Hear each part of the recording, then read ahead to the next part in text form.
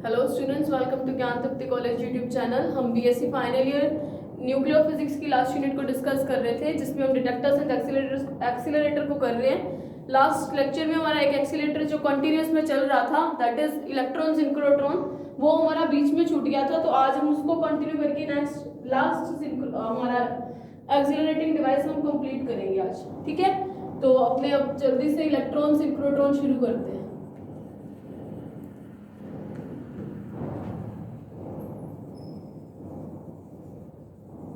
तो electron synchrotron एक ऐसी डिवाइस होती है जो किसको एक्सीलरेट करती है, इलेक्ट्रॉन्स को। एंड हम यहाँ पे सिंक्रोट्रॉन टर्म क्यों यूज कर रहे हैं, क्योंकि हमें पता है इलेक्ट्रॉन सिंक्रोट्रॉन में बीटाट्रॉन में बीटा पार्टिकल्स यानी हाई मूविंग इलेक्ट्रॉन्स को या फास्ट मूविंग इलेक्ट्रॉन्स को हम एक्सीलरेट करवाते थे, या इलेक्ट्रॉन्स को फास्ट मूविंग पोजीशन तक लाते थे, जिनको हम बीटा पार्टिकल्स बोलते थे। लेकिन बीटाट्रॉन की एक कमी थी, वो कमी ये थी कि बीटाट्रॉन के अंदर जो पार्टिकल्स थे उनको हम एक्सीलरेट तो करते थे, लेकिन जो हमने इलेक्ट्रोमैग्नेट्स लगाई थी उनका साइज बहुत बड़ा था, और इतने बड़े साइज के इतनी बड़ी साइज मैग्नेट का होने के कारण डिवाइस बहुत बड़ी हो रही थी, तो उसका साइज बड़ा होना एक प्रॉब्लम था, जिसके कारण हमारे पास एक नई उसका एक अपडेटेड वर्जन आया, आप ये मान सकते हो, जिसका नाम इलेक्ट्रॉन सिंक्रोट्रॉन आया। जिसके अंदर खास बात यही रखी गई कि जो मैग्नेट का साइज बीटाट्रॉन में ज्यादा था, उसी मैग्नेट के साइज को कुछ चेंजेस करके इलेक्ट्रॉन्स को क्या किया जा सके, एक्सीलरेट करवाया जा सके। तो उसके अंदर मैग्नेट का साइज कैसा लिया गया, सी शेप्ड मैग्नेट्स ली गई है ना, ये सी शेप ही है ना।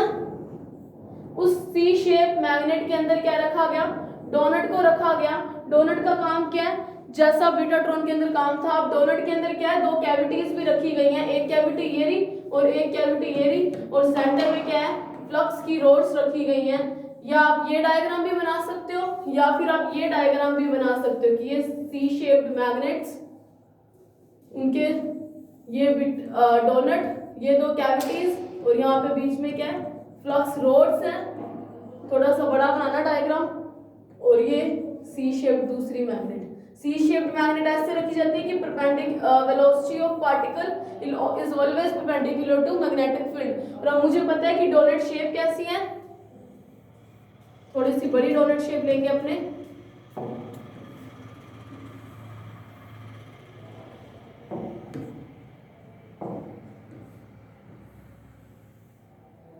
ये डोनट सर्कुलर सी शेप होती है डोनट की, ठीक है। यहाँ पे क्या लगी हुई है, दो कैविटीज लगी हुई हैं।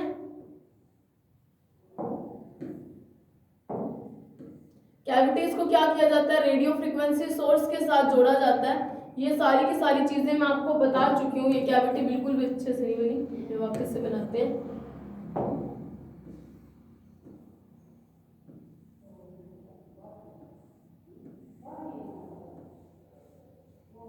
ऐसी कैविटी बन रही है, ठीक है। सेंटर में क्या रखी गई है, फ्लक्स रोड्स रखी गई हैं।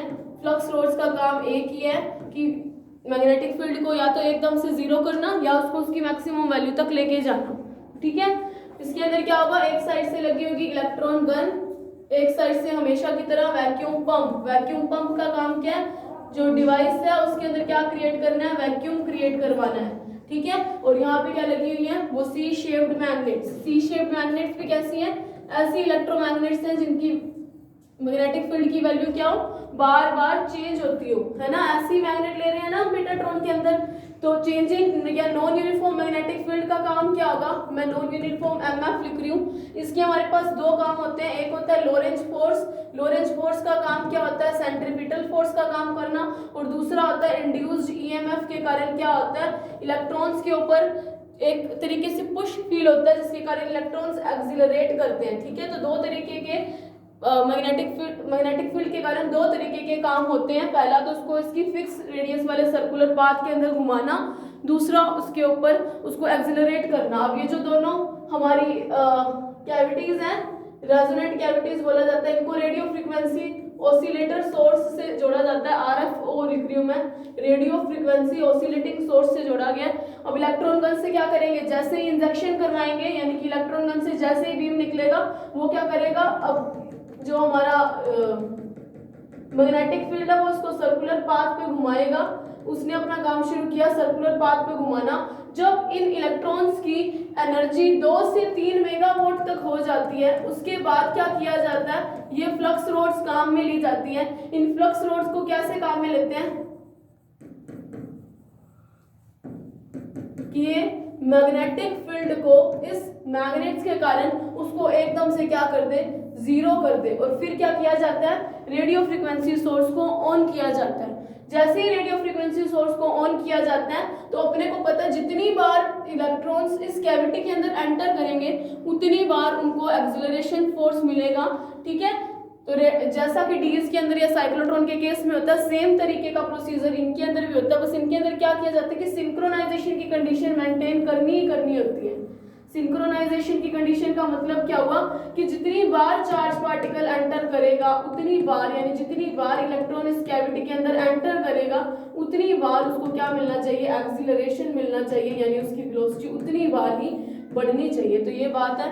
ठीक है, जैसे 2 से 3 मेगावाट इलेक्ट्रॉन वोल्ट इलेक्ट्रॉन्स की एनर्जी हो, फ्लक्स रोड को यूज में लेते हैं, मैग्नेटिक फील्ड को जीरो कर दिया जाता है। और जैसे ही मैग्नेटिक फील्ड को जीरो किया जाता है, रेडियो फ्रीक्वेंसी सोर्स को ऑन कर लिया जाता है। रेडियो फ्रीक्वेंसी सोर्स का इतना ही काम है कि एक तरीके का, अब ये रेडियो फ्रीक्वेंसी सोर्स है, एक तरीके का मैं ये बोल सकती हूँ एसी सोर्स है, यानी कि एक इलेक्ट्रिक फील्ड जनरेट करेगा। तो इलेक्ट्रिक फील्ड का तो एक ही काम होता है, वो क्या होता है, एक्सीलरेशन प्रोवाइड करना, यानी इलेक्ट्रॉन्स को क्या करेगा, एक्सीलरेट करेगा, है ना। तो अब जितनी बार इलेक्ट्रॉन एक कैविटी के अंदर एंटर करेंगे वो हर बार एक्सीलरेट होगा। इस कैविटी से निकला, इसके अंदर एंटर करेगा, इलेक्ट्रॉन एक्सीलरेट होगा, बाहर निकलेगा, सर्कुलर पाथ पे घूमेगा, फिर से इलेक्ट्रॉन इस कैविटी के अंदर जाते ही एंटर करते ही इसकी एक्सीलरेशन होगा, वेलोसिटी बढ़ेगी, अगली बार यहाँ पे जाएगा, एक्सीलरेशन वेलोसिटी। और इस तरीके से आरएफ सोर्स को लगाया जाता है कि हर बार सिंक्रोनाइजेशन की कंडीशन मेंटेन हो, मतलब जितनी बार इलेक्ट्रॉन कैविटीज के अंदर एंटर करे उतनी बार उनकी वेलोसिटी हमेशा बढ़नी चाहिए, घटने वाला केस कभी आना ही नहीं चाहिए। तो ये आपको थ्योरी में लिखना है। तो फिर इसका आप मैथमेटिकल कैलकुलेशन करते हैं। अब मुझे पता है स्पीड कितनी होगी, हमें कितनी स्पीड तक लेके जाना है इलेक्ट्रॉन्स को, सी तक ही लेके जाना है, जैसा कि बीटाट्रॉन में लेके गए थे। मैक्सिमम टू मैक्सिमम जब किसी इलेक्ट्रॉन बीम की वेलोसिटी लाइट की वेलोसिटी के इक्वल हो जाती है, v is almost equals to c हो जाता है, उस टाइम क्या करते हैं हम, बीम को क्या करते हैं, किसी भी टारगेट के ऊपर स्ट्राइक करवा दिया जाता है, और जिस भी टाइप के में रिएक्शंस के अंदर इलेक्ट्रॉन बीम को यूज करना है वो हम यूज कर लेते हैं, है ना।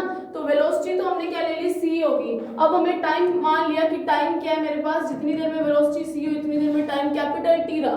अब डिस्टेंस कितनी ट्रैवल की होगी इलेक्ट्रॉन्स ने, ये चीज देखते हैं। अब देखो यहाँ पे भी क्या होता है, जैसा बीटाट्रॉन में था फिक्स्ड रेडियस वाले सर्कुलर पाथ पे इलेक्ट्रॉन मूव करेंगे।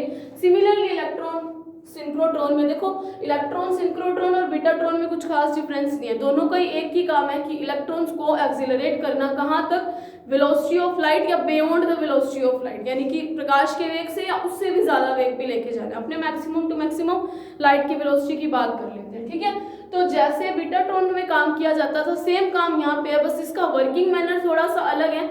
वर्किंग मैनर कैसे अलग है, इसके अंदर फ्लक्स सोर्स लगा दी गई, और जैसे जिस तरीके से इन एपरेटस को यूज किया जाता है या जिन तरीके से इन डिवाइसेस पे अपने एक्सीलरेशन करवाने के लिए बड़ी बड़ी लैब्स में जिस तरीके से पूरी प्रोसीजर को फॉलो किया जाता है वही प्रोसीजर रहता है इसका। ठीक है, उन्होंने हर तरीके से ट्राई किया होता है, तो जो बेस्ट रिजल्ट्स होते हैं उसी से अपने को थ्योरी में अपने पास आता है। तो देखो इसके अंदर क्या चेंजेस आते हैं कि वहाँ पे तो बड़ी बड़ी इलेक्ट्रोमैग्नेट्स ली थी, जैसा कि आपने बुक में डायग्राम में भी देखा होगा अगर आप बुक खोलते हो तो और यहाँ पे क्या है, सी शेप्ड इलेक्ट्रॉन गन्स ली गई। इस तरीके से लिया गया कि सारा का सारा सर्किट इस सी शेप्ड की, यानी कि इसका ये जो केव फॉर्म बन रही है ये वाली, उसके अंदर क्या ये डोनट इजीली फिट हो सके, ताकि जो साइज की प्रॉब्लम थी वो कम हो सके। ठीक है, बस इतना सा फर्क लेने का इसका काम था। तो सी शेप्ड मैग्नेट्स में दूसरा फ्लक्स रोड का काम लिया गया कि मैग्नेटिक फील्ड को एकदम से जीरो कर दिया जाएगा ताकि रेडियो फ्रीक्वेंसी सोर्स काम में लिया जा सके।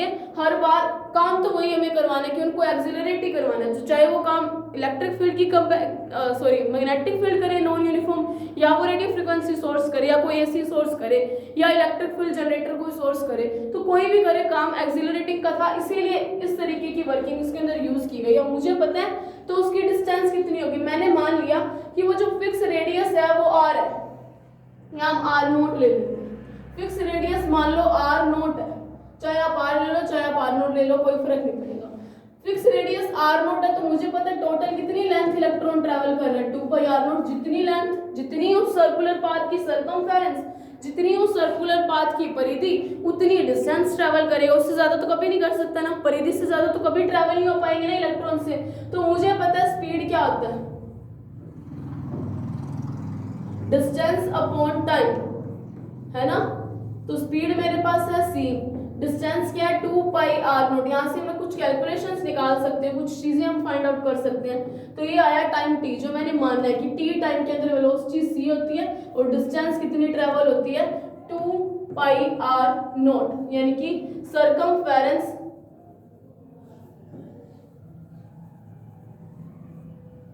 ऑफ सर्कुलर पाथ, वृत्ताकार पथ की परिधि। ठीक है, तो इतनी डिस्टेंस ट्रेवल की, तो यहाँ से मेरे पास टाइम कितना आता है 2 पाई आर नोट अपॉन सी।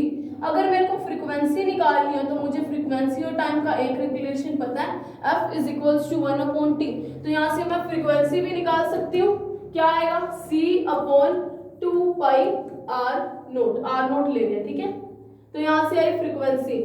तो इस वैल्यू, इसके अंदर जितनी भी वैल्यूज हैं आर नोट को छोड़ के, हम वो सारी वैल्यूज को पुट करते हैं। सी की वैल्यू पुट करेंगे 3 × 10⁸, और जितनी भी वैल्यू अपने पुट करेंगे, जितनी कर सकते हैं, करने के बाद अपने को पता चलेगा कि जो सर्कुलर पाथ में इलेक्ट्रॉन मूव कर रहे हैं F is equals to 3 × 10⁸ upon 2 × 3.14 R0, है ना, यही चीज आएगी ना। तो यहाँ से पता चलता है सर्कुलर पाथ के अंदर मोशन करते हुए इलेक्ट्रॉन्स की जो फ्रीक्वेंसी होती है उसकी एक फिक्स वैल्यू आती है, और वो वैल्यू आती है 47.8 × 10⁶ अपॉन R0 हर्ट्ज। R0 मैंने इसलिए नहीं लिखा क्योंकि मुझे नहीं पता इस सर्कुलर पाथ की रेडियस कितनी है। तो ये क्या चीज आई है, सर्कुलर पाथ में घूमते हुए इलेक्ट्रॉन्स की आवृत्ति। ठीक है, आवृत्ति या फ्रीक्वेंसी, ये चीजें भले ही आप ये क्वांटिटीज आप मत ड्राइव करना, आप सिर्फ ये फॉर्मूला ड्राइव भी कर दोगे तब भी गलत नहीं होगा। ठीक है, तो आगे चलते हैं। एक फ्रीक्वेंसी मुझे हमेशा पता है, नॉन यूनिफॉर्म मैग्नेटिक फील्ड है, तो मतलब मेरे पास एक चीज तो हमेशा काम कर रही है, एक तो ईएमएफ और एक चीज क्या कर रही है, लॉरेंज फोर्स। लॉरेंज फोर्स मुझे पता है वो कितना होता है,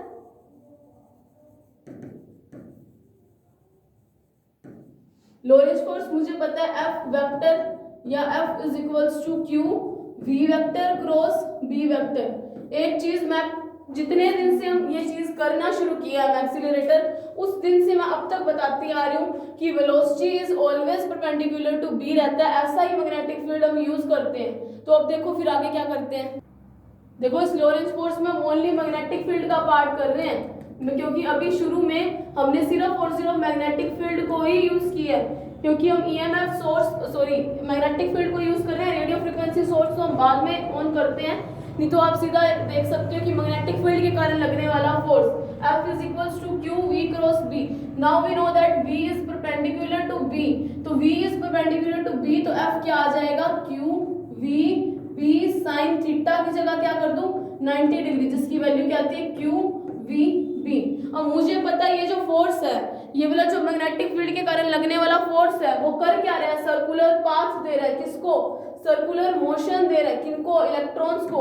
अगर सर्कुलर मोशन हो रही है इसका मतलब क्या हुआ, ये क्या काम कर रहा है, हमें सेंट्रीपिटल फोर्स प्रोवाइड कर रहा है। अगर ये सेंट्रीपिटल फोर्स प्रोवाइड कर रहा है तो दोनों की वैल्यू एक जैसी होगी, और मुझे सेंट्रीपिटल फोर्स की वैल्यू पता है Q V B किसके इक्वल आ जाएगा, M V square upon R के, जो क्या होता है सेंट्रीपिटल फोर्स।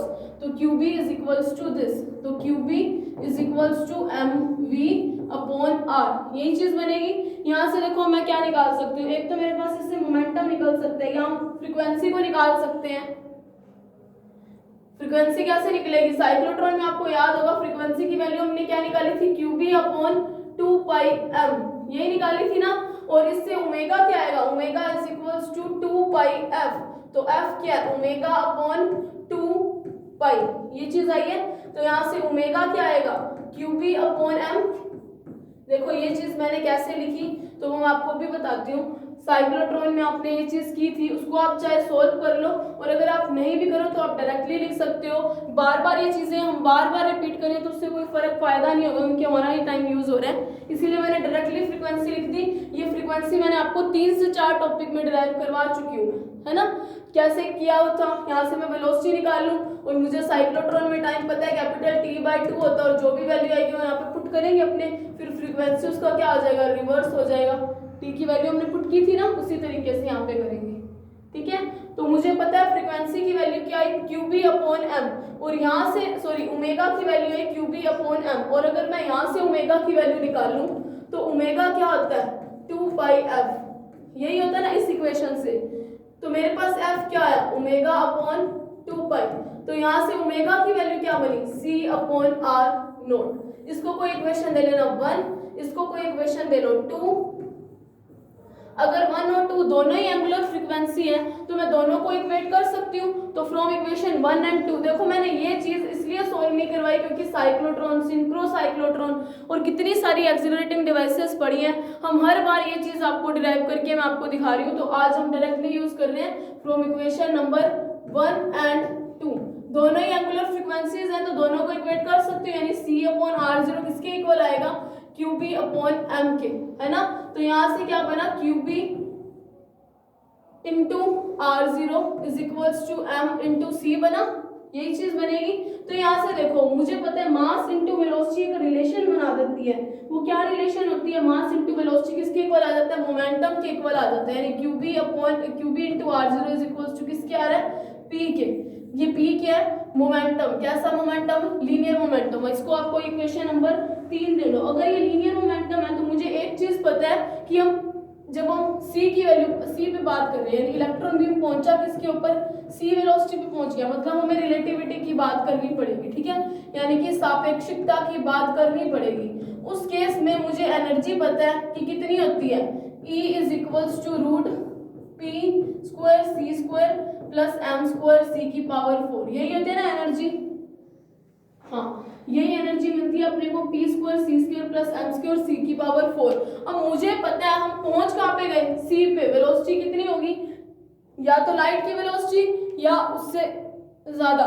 अगर वेलोसिटी लाइट की वेलोसिटी उससे ज्यादा होगी तो मुझे पता है रेस्ट मास में जो भी एनर्जी है m0c² वो कैसी होगी, ये रेस्ट मास एनर्जी है ना। रेस्ट मास एनर्जी आती कब है, जब जो भी ऑब्जेक्ट है वो मास रेस्ट पे पड़ा उसका। अगर ये रेस्ट मास है और लाइट की वेलोसिटी के बराबर पहुंच चुके हैं इलेक्ट्रॉन, तो मतलब P into C is much much much greater than m0c² हो जाएगा। या मोमेंटम उस केस में क्या आएगा, m0c की कंपैरिजन में बहुत ज्यादा आ जाएगा m0c² के, क्योंकि हमें पता है mass is equals to m0√1 - v²/c²। जब हम c पे या मोर देन c पे बात करते हैं, प्लस c शो कर रही हूँ, तो मुझे पता है वेलोसिटी जैसे जैसे बढ़ती है मास वैसे वैसे बढ़ता है। तो यानी कि मोमेंटम आना मतलब उसके पास क्या है, काइनेटिक एनर्जी है। काइनेटिक एनर्जी क्या होता है, ½ mv²। अब मुझे पता है कि v जो है c के अप्रोच कर रहा है और मास उसका लगातार बढ़ रहा है, रेस्ट मास की कंपैरिजन में mass is greater than m0 हो रहा है, तो मतलब P वाली जो एनर्जी है वो हमेशा m0c² की कंपैरिजन में ज्यादा होगी। अगर P is much much much greater than m0c² है तो मुझे पता है एनर्जी किसके इक्वल आ जाएगी, almost √P² plus P² C² plus 0 के इक्वल आ जाएगी। कैसे, मैंने आपको अभी चीजें बताई कि m की वैल्यू किस तरीके से बढ़ती है। काइनेटिक एनर्जी 1/2 ½ mv² होता है, सॉरी ½ mv² होता है। तो मास बढ़ा, वेलोसिटी बढ़ी, मास बढ़ा, तो मुझे पता है मास बढ़ा तो यानी रेस्ट मास की कंपैरिजन में कुछ ज्यादा ही होगा। जब हम C से ज्यादा पहुंच जाते हैं उस केस में m0c² छोटा आना शुरू हो जाता है इसकी कंपैरिजन में। ये लगातार बढ़ती है ये वाली क्वांटिटी और ये लगातार घटती है, तो ऐसे होने पे एनर्जी की वैल्यू आएगी ये, यहाँ से एनर्जी की वैल्यू क्या आई, P इंटू C। अब मैं इसी इक्वेशन में जो मेरी समीकरण नंबर 3 है और ये है समीकरण नंबर 4, तो मुझे अगर निकालनी हो कि इलेक्ट्रॉन्स की एनर्जी कितनी हुई होगी इस इलेक्ट्रॉन सिंक्रोट्रॉन में, जैसा मैंने बीटाट्रॉन में आपको निकाल के दिखाया था कि एनर्जी जितनी भी आई उसके अंदर मास नहीं आया। मतलब जो सिंक्रोट्रॉन और साइक्लोट्रॉन में जो कमियां चल रही थी कि मास का कंट्रीब्यूशन आने के कारण कुछ ना कुछ हो जाता था कि इलेक्ट्रॉन्स को एक्सिलरेट ही नहीं कर पा रहे थे उन डिवाइसेस के अंदर। फिर आता था बीटाट्रॉन जिसके अंदर मास का कॉन्सेप्ट ही खत्म हो गया। अगर मास का कॉन्सेप्ट खत्म तो मतलब हम इलेक्ट्रॉन्स को इजीली एक्सिलरेट कर सकते हैं। तो यहाँ पे देखो, तो यहाँ से भी हम एनर्जी निकालते हैं और देखते हैं कि क्या इलेक्ट्रॉन के मास से कोई इफेक्ट पड़ेगा क्या यहाँ पे, तो देखते हैं कैसे होता है। अपने को पता है E is equals to P into C है, तो मेरे को क्या पता है P की वैल्यू मेरे पास कुछ आई पड़ी है EBR नोट, तो एनर्जी की वैल्यू कितनी आएगी EBR नोट इंटू सी। तो यहाँ से देखो मेरे को आर नोट की वैल्यू नहीं पता और एक बी की नहीं पता, बाकी मेरे को सबकी वैल्यू पता है। यहाँ से आप लिख सकते हो इस जगह से, तो मैं ये पता चल रहा है कि मास, इलेक्ट्रॉन का मास जो है एनर्जी बढ़ाने या घटाने में इलेक्ट्रॉन के मास का कोई फर्क नहीं पड़ रहा। मास इलेक्ट्रॉन का कम होने के बावजूद भी हम एनर्जी को एक्सट्रीम वैल्यू तक बढ़ा सकते हैं, क्योंकि इस एक्सप्रेशन में मास कहीं पे आया ही नहीं। अगर मैं इसकी वैल्यूज पुट करूं 1.6 into 10⁻⁻⁹ that is charge 3 into 10⁸, ठीक है, मीटर पर सेकेंड आर नॉट बी। मुझे नहीं पता अभी कितनी आएगी, जितनी भी आएगी अभी हमारी होगी किसके अंदर, जूल के अंदर होगी। अगर मुझे इस एनर्जी को इलेक्ट्रॉन वोल्ट में कन्वर्ट करना है तो 1.6 into 10⁻⁻⁹ into 3 into 10⁸ r naught B, क्योंकि इन दोनों की वैल्यू मुझे नहीं पता, अपॉन 1.6 इंटू 10⁻⁻⁹ हो जाएगा किसमें कन्वर्ट करने के लिए, इलेक्ट्रॉन वोल्ट में कन्वर्ट करने के लिए।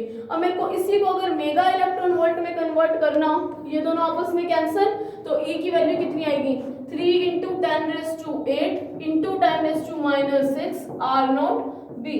तो एनर्जी की वैल्यू कितनी आ जाएगी 3 into 10⁻² r naught B mega electron volt, यानी कि इलेक्ट्रॉन्स को इतनी एनर्जी तक एक्सिलरेट किया जा सकता है। कितनी एनर्जी तक, जितनी मैंने आपको दिखाई है, यानी इसको मैं क्या लिख सकती हूँ 300 mega electron, 300 r naught B mega electron volt तक हम इलेक्ट्रॉन्स को क्या कर सकते हैं, एक्सिलरेट कर सकते हैं। अब एक चीज आपको याद रखनी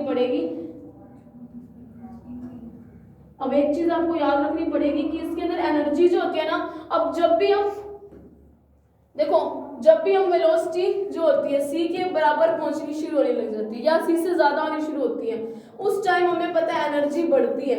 अब जैसे जैसे पार्टिकल्स की, एलिमेंट्री पार्टिकल्स की एनर्जी बढ़ती है, वैसे वैसे रेडिएशन लॉसेस का खतरा शुरू होता है। रेडिएशन लॉसेस मतलब जब इन चार्ज पार्टिकल्स को या कैसे भी एलिमेंट्री पार्टिकल्स को जैसे एनर्जी मिलती है, तो वो क्या करते हैं, हाई वैल्यू ऑफ एनर्जी पे उनको स्टेबिलिटी मिलनी चाहिए। स्टेबल होने के लिए हमें पता है वो क्या करना शुरू करते हैं, किसी ना किसी एनर्जी को रिलीज करना शुरू कर देते हैं। अगर एनर्जी को रिलीज करेंगे मतलब रेडिएशन लॉसेस होंगे।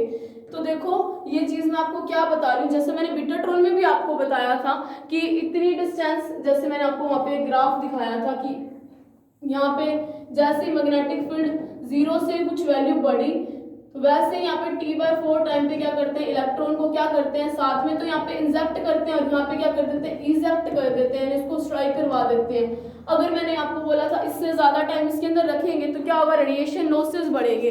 क्यों बढ़ते हैं वो रेडिएशन लॉसेस, होते क्या है वो रेडिएशन लॉसेस, तो आप एक तो अभी पढ़ोगे नहीं, वो एमएससी में पढ़ोगे। होते क्या वो रेडिएशन लॉसेस, जब हम वेलोसिटी टेंड्स टू सी हो जाती है, जब हमारी वेलोसिटी सी के ऑलमोस्ट बराबर या वेलोसिटी इज लेस देन सी हो जाए, यानी सी इज ग्रेटर देन वी हो जाए, लाइट के वेग से भी ज्यादा बड़ा किसी पार्टिकल की वेलोसिटी हो जाए, तो उस केस में एनर्जी बढ़ने लग जाती है। जब इन पार्टिकल्स की एनर्जी बढ़ती है तो इनको क्या होता है, स्टेबिलिटी चाहिए होती है। हर एक चीज यूनिवर्स में स्टेबल होना चाहती है, तो स्टेबिलिटी के लिए वो क्या करते हैं, एनर्जी को रिलीज करना शुरू कर देते हैं, वो भी किस फॉर्म में, रेडिएशन की फॉर्म में। इसीलिए बोला जाता है जब इन पार्टिकल्स की एनर्जी को सी या सी से ज्यादा बढ़ाया जाता है तब रेडिएशन लॉसेस का खतरा शुरू हो जाता है। इसीलिए T/4 टाइम पीरियड जब ऑलमोस्ट इक्वल टू सी पहुंचता है, इलेक्ट्रॉन सिंक्रोट्रॉन में इलेक्ट्रॉन्स को क्या कर लिया जाता है, बाहर निकाल लिया जाता है। सेम कंडीशन ऐसी होती है इस बीटाट्रॉन में बाहर निकाल लिया जाता है। सेम चीज इस इलेक्ट्रॉन सिंक्रोट्रॉन में होता है, जब एनर्जी की वैल्यू इतनी हो जाती है और मूविंग पार्टिकल की जो फ्रीक्वेंसी है सर्कुलर पाथ में मोशन करते हुए, जब वो भी इतनी हो जाती है 47 × 10⁻⁴ अपॉन आर नॉट, मतलब जितनी भी उसकी वैल्यू हो, इतनी कंडीशन में पहुंचने के बाद, यानी कि V is almost equal to C होने के बाद हम क्या करते हैं, इनको टारगेट के ऊपर स्ट्राइक करवा देते हैं। क्योंकि अगर अब इनको टारगेट पे स्ट्राइक ना करवाया तो पक्की बात है कि रेडिएशन लॉसेस जरूर होंगे। तो उन रेडिएशन लॉसेस से बचने के लिए क्या किया जाता है कि उनको ज्यादा वैल्यू तक एनर्जी नहीं दी जाती, ताकि किसी तरीके की जो एक्सिलरेशन शो करवाया गया था बहुत मुश्किल से इन पार्टिकल्स का, वो डी एक्सिलरेशन में कन्वर्ट ना हो जाए। ठीक है, तो इसीलिए सी के वेलोसिटी के इक्वल तक हमें घुमाया जाता है, हमें चार्ज पार्टिकल्स को। अब देखो एक फॉर्मूला आपको याद रखना पड़ेगा पर्टिकुलरली कि जो रेडिएशन लॉसेज होते हैं उसका फॉर्मूला क्या होता है, उसको डेल्टा ई से शो करते हैं। उसकी वैल्यू होती है 88.5 ई की power 4 upon r naught, 88.5 into 10⁻³